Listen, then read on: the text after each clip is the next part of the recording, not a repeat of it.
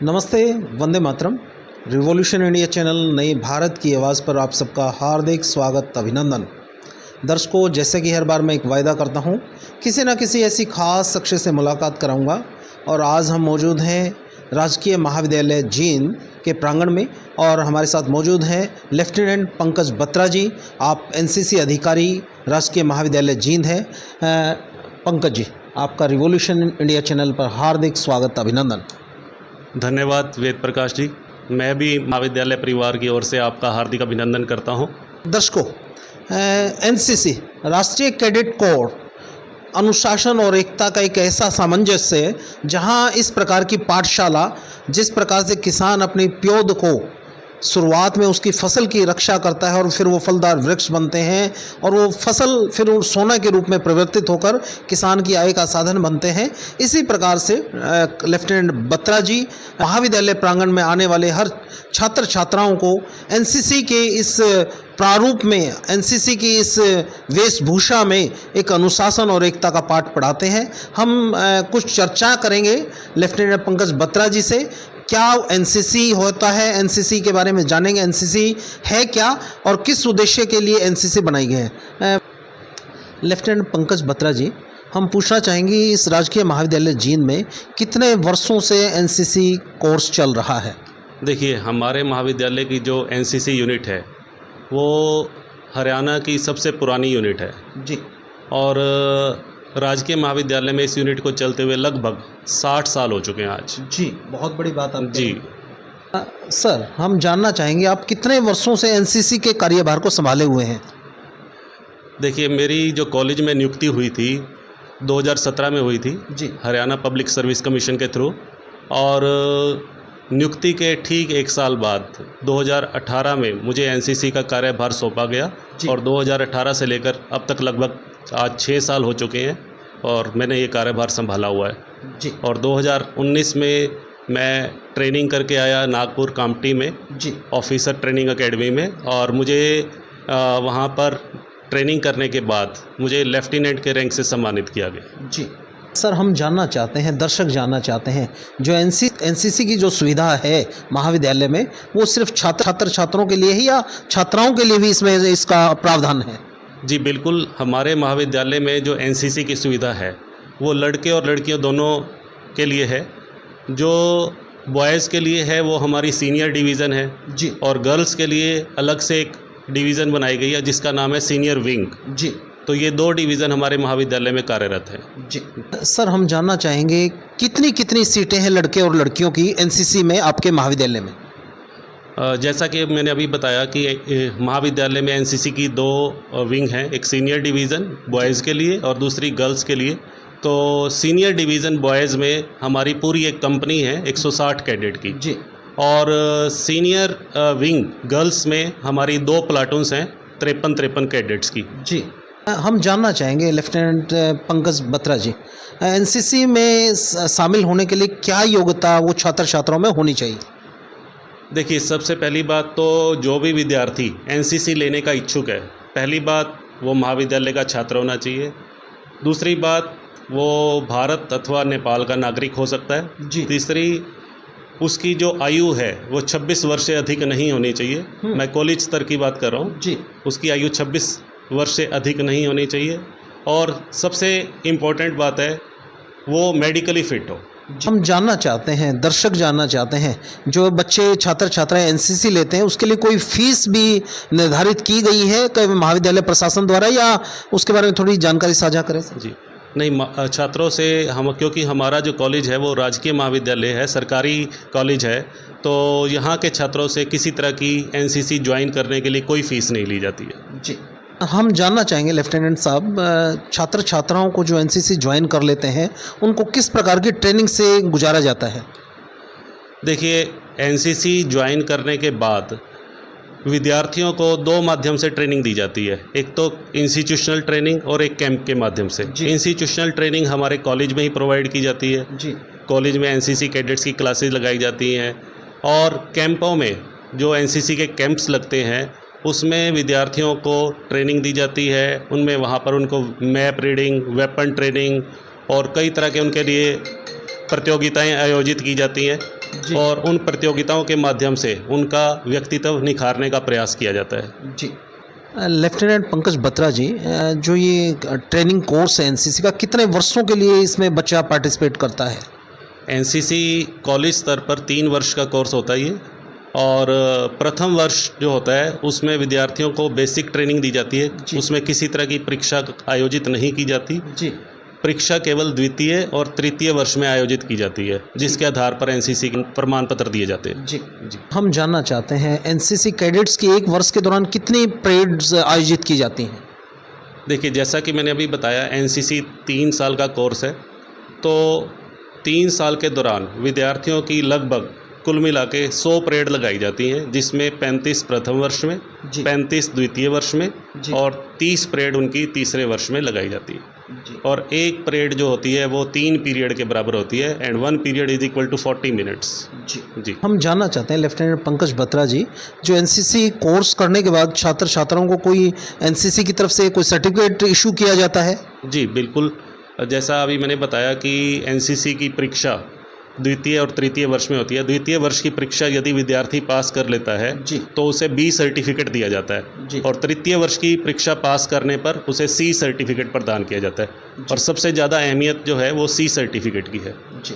Lieutenant Pankaj Batra जी, हम जानना चाहते हैं, जो आपने परीक्षाओं की बात की, द्वितीय और तृतीय वर्ष में परीक्षाएं आयोजित होती हैं, उसके लिए कोई शर्तें निर्धारित हैं कि ये शर्तें हैं उसके बाद ही आप एनसीसी की परीक्षा में आप बैठ सकते हैं? जी बिल्कुल, एक्चुअली एनसीसी लेने के बाद जो परेड्स लगाई जाती हैं, जैसा कि अभी मैंने बताया 100 परेड निश्चित की गई हैं, तो विद्यार्थी को उन परेड्स में 75% जो अटेंडेंस है वो उसके लिए अनिवार्य की गई है, और साथ में साल में उसे एक कैंप लगाना होता है। वो कैंप चाहे उसने स्टेट लेवल का या नेशनल लेवल का कोई एक कैंप लगाया हो, तो उसके बाद ही वो परीक्षा में बैठ पाएगा, अदरवाइज उसे परीक्षा में बैठने की अनुमति नहीं दी जाएगी किसी भी हालत में। जी। हम जानना चाहते हैं, जो एनसीसी कैंप की आप चर्चा कर रहे हैं, 3 वर्ष का आप कोर्स बता रहे हैं, कितने प्रकार के कैंप आयोजित होते हैं, वो थोड़ा साझा करते चलें जानकारी।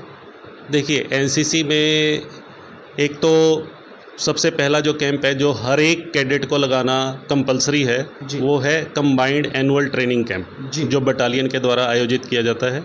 हमारी जो बटालियन है 15 हरियाणा बटालियन है जी। और इसके अलावा कुछ राष्ट्रीय स्तर के कैंप भी आयोजित किए जाते हैं। राष्ट्रीय स्तर के कैंपों में भाग लेने का मौका केवल कुछ प्रतिभाशाली छात्रों को ही दिया जाता है जी। राष्ट्रीय स्तर के कैंपों में अगर मैं बात करूं तो मेजर कैंप्स हैं हमारे, नेशनल इंटीग्रेशन कैंप है, थल सेना कैंप है, आर्मी अटैचमेंट कैंप है, और एक बेसिक लीडरशिप कैंप जी। और सबसे prestigious camp Republic day camp होता है, जो दिल्ली में राजपथ पर आयोजित किया जाता है जी 26 जनवरी को। तो उसमें भाग लेना विद्यार्थी का सपना होता है। इसके फ़ायदे क्या होते हैं? इन कैंपों में भाग लेने के बाद एनसीसी कैडेट्स को क्या फ़ायदा मिलने वाला होता है? देखिए, एनसीसी के जो कैंप आयोजित किए जाते हैं उसमें पूरे दिन का जो कार्यक्रम है, पूरे दिन की रूपरेखा वो निर्धारित होती है कि किस टाइम पे कौन सा पीरियड लगेगा। उसमें विद्यार्थियों को थियोरेटिकल और प्रैक्टिकल दोनों तरह की ट्रेनिंग दी जाती है। और अगर मैं प्रैक्टिकल ट्रेनिंग की बात करूं तो उसमें विद्यार्थियों को map reading, weapon training, obstacle training, ये सब सिखाया जाता है।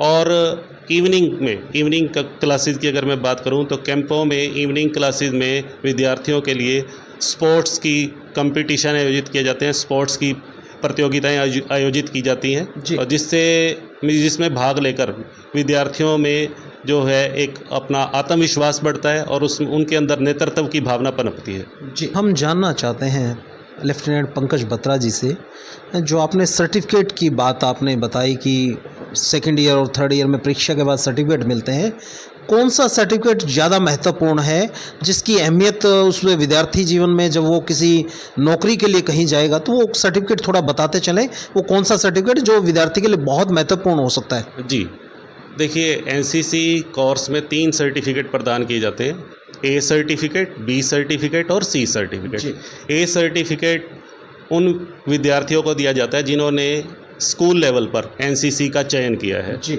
और कॉलेज स्तर पर विद्यार्थियों को 2 सर्टिफिकेट दिए जाते हैं, बी सर्टिफिकेट और सी सर्टिफिकेट। अगर मैं बात करूं इन तीनों सर्टिफिकेट्स में से सबसे ज़्यादा अहमियत, तो मैंने पहले भी बताया जैसा कि सबसे ज़्यादा इम्पोर्टेंट इसमें सी सर्टिफिकेट रहता है। सी सर्टिफिकेट के आधार पर एनसीसी कैडेट को नौकरियों में प्राथमिकता दी जाती है। यदि विद्यार्थी डिफेंस क्षेत्र में जाना चाहता है जी, तो डिफेंस क्षेत्र में कई नौकरियों में उसके लिए जो रिटर्न जो है वो एग्ज़ाम एग्जम्प्ट होता है, केवल जी। उसे फिजिकल टेस्ट पास करके ही उसे नौकरी मिल जाती है। जी। इसके अलावा जो हमारे राज्य स्तर के कुछ विभाग हैं, जैसे फॉरेस्ट डिपार्टमेंट है जी। या हॉस्पिटल्स हैं या हमारे सिक्योरिटी डिपार्टमेंट्स हैं, जी। वहाँ पर भी एनसीसी कैडेट्स को प्राथमिकता दी जाती है। जी, और साथ में जो यूपीएससी की परीक्षा है, एनडीए की परीक्षा है और सीडीएस की परीक्षा है, जी। उसके अंदर कुछ सीट्स एनसीसी कैडेट्स के लिए रिजर्व रखी जाती हैं। बड़ी महत्वपूर्ण आपने जानकारी बताई कि यूपीएससी एग्जाम में भी इस प्रकार से एनसीसी कैडेट्स को प्रायोरिटी दी जाती है। हम जानना चाहते हैं लेफ्टिनेंट पंकज बत्रा जी से, डिफेंस के अलावा किसी प्राइवेट सेक्टर में या किसी अन्य क्षेत्र में भी नौकरियों की कितनी अपार संभावनाएं हैं किसी एनसीसी कैडेट्स के लिए? देखिए, ज़्यादा फ़ायदा तो सरकारी नौकरियों में ही है एनसीसी का, बट हाँ, आजकल कुछ प्राइवेट कंपनियां जो कि जैसे अगर मैं रिलायंस कंपनी की बात करूं तो रिलायंस कंपनी की एक जॉब निकलती है रिलायंस में सिक्योरिटी ऑफिसर्स की। जी।